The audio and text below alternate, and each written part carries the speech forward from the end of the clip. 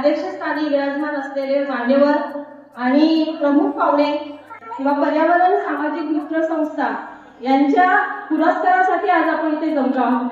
त्याच्यामध्ये पर्यावरणामध्ये आपण जे रोजच्या गोष्टी वापरतो त्याच्यामध्ये प्लास्टिकचा वापर म्हणा किंवा मग आपल्याला गोष्टी ज्या वेळेस आपण बाहेर फिरायला जातो त्यावेळेस आपण गोष्टी विकत घेतो आणि मग त्या गोष्टींचा बाहेर कचरा करतो। पर्यावरणामध्ये झाडं आणि वृक्षारोपण याच्या संदर्भात आपण स्वतः काय पर्यावरणाच्या बरोबर करतो या गोष्टींचा सुद्धा विचार केला गेला पाहिजे।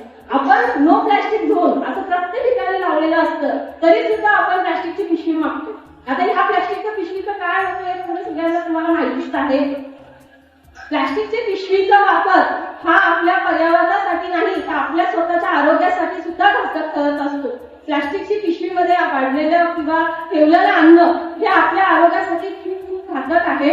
प्लास्टिकची पिशवीचा हा विनाश लवकरात लवकर होत नाही तुम्हाला माहिती आहे। कचरा हा सुद्धा पर्यावरणाचा सगळ्यात मोठा गोष्ट आहे। कचरा कसा की ज्या वेळेस आपण कचरा घरातला कचरा किंवा आपण जिथे काम करतो तिथला कचरा उचलून आपण टाकून देतो आणि मग तो कचरा आपल्याला परत रस्त्यावर इकडे जीव जंतू आणि बॅक्टेरिया किंवा विषाणू तयार होतात आणि आपलं आरोग्य खराब करतो।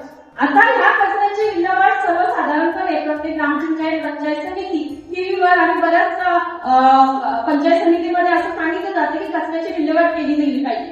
कचऱ्याची विल्हेवाट म्हणजे ओला आणि सुका कचरा वेगळा केला पाहिजे पण आपण ते करतो का? नाही करत। सुरुवात आपल्या घरापासूनच होते। पर्यावरण वाचवण्यासाठी खूप मोठी भाषणं किंवा खूप मोठ्या गोष्टी आणि कार्यक्रम राबवण्याची गरज नाहीये। तर पर्यावरण वाचवण्याची सुरुवात ही आपण स्वतःच्या घरामध्ये करा। ओला आणि सुका कचरा वेगळा करून पर्यावरणाला खूप चांगल्या पद्धतीने आपण मदत करू शकतो। पर्यावरणाचं रक्षण हे फक्त एक शासनाची कुठली नियमावली नाहीये की शासनाने नियम केले की प्लास्टिक बंदी। प्रत्येक दुकानावरती लिहिलेलं असतं प्लास्टिकची पिशवी मिळणार नाही आणि मी बऱ्याचदा बघते असं की पिशवी त्या असा हट्टास असतो लोकांचा। तर या शासनाची बंदी पर्यावरण वाचवण्यासाठी केली गेली नाही पाहिजे। आपल्याला स्वतःला कळलं पाहिजे की आपण पर्यावरण कसं वाचवू शकतो। याच्यामध्ये झाडं लावायची सगळ्यात महत्वाची गोष्ट, झाडं लावणं, संवर्धन करणं। आता झाडं लावण्यासाठी मुबलक जागा अवेलेबल नाहीये मला माहिती आहे। काँक्रीटचे रस्ते, फ्लॅट, टॉवर सगळीकडे म्हणजे आता आपला शहापूर आणि कसारा, खर्डी इव्हन मुंबाड आणि पिंपळा सुद्धा ग्रामीण एरिया असून सुद्धा खूप मोठे टॉवर्स आणि बिल्डिंग झाले जिथे झाडं लावण्यासाठी जागा नाहीये। तर झाडं साधारणतः आपल्या बाल्कनी जी आहे छोटी छोटी जी उपयुक्त झाडं आहेत, जी औषधी झाडं आहेत ती सुद्धा तुम्ही झाडं लावू शकता। पर्यावरणाच्या याच्यामध्ये प्लास्टिकचा वापर कमी करणं सगळ्यात महत्वाचं मगाशी सरांनी सांगितलं ते म्हणजे की पाण्याचा वापर। पाणी ही फुकट मिळणारी गोष्ट जी आता बॉटल बंद मध्ये आपल्याला 5 रुपये का 10 रुपयाला विकत घ्यायला लागते ते विसरू नका। आता ते 5 रुपये 10 रुपयामध्ये आहे। जसं मला साधारणतः आठवतं तुम्ही तुमच्या वयाची होती तर सोनं मे बी 15 किंवा 20,000 रुपये तोलं होतं। आता किती तुम्हाला माहिती आहे ना? तशी प्लास्टिकच्या पाण्याची बॉटल ही आता 10 रुपये ते 20 रुपयामध्ये भेटते। तुम्ही विसरू नका की ज्या वेळेस तुम्ही सामानाचा घटक व्हाल त्यावेळेस तीच बॉटल मला वाटतं 100 ते 200 रुपयाला तुम्हाला घ्यायला नसेल पाहिजे। नको हवी असेल तर आजच पाण्याचा वापर हा तुम्ही व्यवस्थितपणे करा। पाण्याचा वापर करण्यासाठी पाणी कमी वापरा हे माझं मतच नसतं। पाण्याचा वापर करताना कसा आता तुम्ही विद्यार्थी आहात, शाळा स्कूल कॉलेजमध्ये बघा प्रत्येक वेळेस आपण वॉशरूम यूज करतो, पिण्याचं पाणी यूज करतो, ते टॅप वॉटर नळ जे असतात नंतर लीक होत असते ते व्यवस्थित बंद करा। ही सुरुवात सुद्धा पाणी वापरण्यासाठी होऊ शकते। खूप काय मोठं पाणी वापरण्यासाठी किंवा पाणी वाचवण्यासाठी करण्यापेक्षा छोटीशी सुरुवात करा की तुम्हाला जर गरज नसेल तर ते नळ व्यवस्थित बंद करा।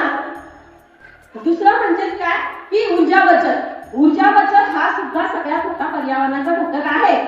आता ऊर्जा बचत म्हणजे काय? गरज नसताना आपल्या स्कूल कॉलेज घरातले लाईट ट्यूब फॅन बंद करणं।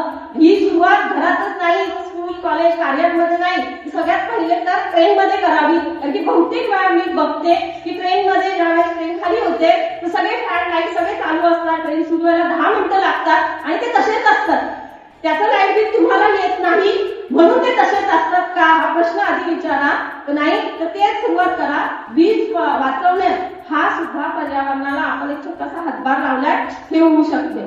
सुरुवात इतकी आपली भावनिक आहे की आपण दगडाला सुद्धा देव मानतो आणि हे खरं आहे का? तर आपल्या संस्कृतीमध्ये शिकवलंय की आपली माती, आपली पृथ्वी ही सुद्धा आपली कोण आहे? कोण आहे? आई आहे। Very good. सुद्धा कोण आहे? आपली आई आहे. आणि वृक्षवल्ली हमास होते. पशु पक्षी प्राणी हे सगळे आपले मित्र आहेत. मग विचार करा, ह्या पर्यावरणाने दिलेला गिफ्ट आणि म्हणजे पर्यावरणाने दिलेली आपल्याला एक अमूल्य भेट, याच्याबरोबर आपण नातं जोडू शकतो. आणि तुम्हाला सगळ्यांना माहिती आहे आणि तुमची जेनची जनरेशनला तर सगळ्यात जास्त माहिती आहे की जर नातं टिकवायचं असेल तर काय दिलं पाहिजे? टाइम दिला पाहिजे. नातं टिकवायचं असेल तर काय दिलं पाहिजे? टाइम दिला पाहिजे. डेफिनेटली आपण या सगळ्या पर्यावरणाच्या गोष्टीशी जर नातं जोडलंय तर त्याच्यासाठी वेळ द्या, टाइम द्या. ती वेळ आणि टाइम आपण जर दिला तर ही गोष्ट आपल्याला नक्की रिटर्न भेटू शकते. जसं संस्कार हे जतन केलं जातं तशाच पद्धतीने आपल्या पर्यावरणामध्ये असणाऱ्या गोष्टींचं सुद्धा जतन करणं हे आपलं सगळ्यात मोठी गोष्ट आहे. दुसरी म्हणजे की आता ज्या आपल्या राज्यस्तरीय पुरस्कार जे काव्य आणि वीज याच्यासाठी पारितोषिक देणार आहेत त्यांचे तर खूप महत्वाचे म्हणजे खूप सारे अभिनंदन. तर त्याच्याबरोबर की ज्यांना पारितोषिक मिळालं नाही किंवा तुम्ही हा विचार करा की हे पारितोषिक मिळण्यासाठी फक्त एक दिवस नाहीये, तर याच्यामधून तुम्ही गोष्टी घेऊन जा की तुम्हाला पर्यावरण वाचवण्यासाठी तुम्ही काय करू शकता. त्याच्यात मध्ये पूर्वजांकडनं एक गिफ्ट म्हणजे ती पृथ्वी, बरोबर की ना. आपल्याला पूर्वजांकडनं काय काय भेटतं? प्रॉपर्टी, जागा, जमीन, दागिने मिळतात की नाही.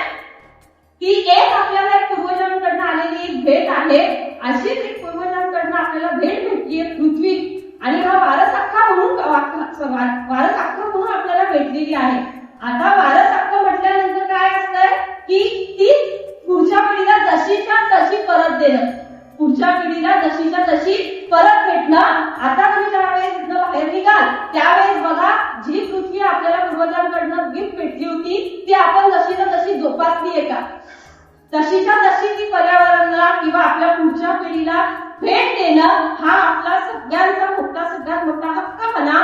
किंवा आपण बनवलेल्या आजच्या कार्यक्रमानिमित्तचं एक सगळ्यात मोठं इथं घेऊन जाताना तुम्ही जे गिफ्ट घेऊन जाल ते म्हणजे काय, की आपली पृथ्वी जशी होती तशीच सांभाळणं आणि आपल्या येणाऱ्या पुढच्या पिढीला जशीच्या तशी पृथ्वी परत करणं हे सगळ्यात मोठं आपल्या ह्या आजच्या कार्यक्रमामधलं आपण घेऊन जाणारी कर्तव्य आहे.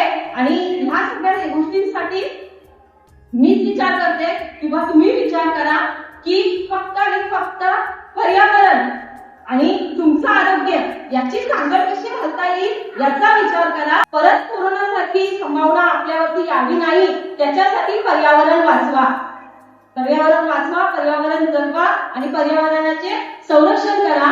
आपल्याला ह्या पर्यावरण मित्र बहुउद्देशीय सामाजिक संस्था यांनी मला या कार्यक्रमासाठी पर्यावरणाविषयी माहिती सांगण्यासाठी आणि सगळ्यात महत्त्वाचं म्हणजे विजय सर, डॉक्टर प्रतीक्षा मॅडम आणि त्या संस्थेमध्ये असणारे वेगवेगळे पदाधिकारी यांनी खूप चांगला उपक्रम चालवला आहे. नक्कीच हा उपक्रम मुंबई आणि आपल्या खेड्यांमध्ये पण खूप गरजेचा आहे. कारण की बऱ्याच वेळा आपल्याला गोष्टी मिळाल्यात ऐत्या म्हणून आपण त्यांचं खूप सारं संवर्धन करत नाहीये. संवर्धन ही काळाची गरज आहे. हे बोलण्यापुरतं नाही, आजपासून हे अंमलात सुद्धा आणू शकतो आपण.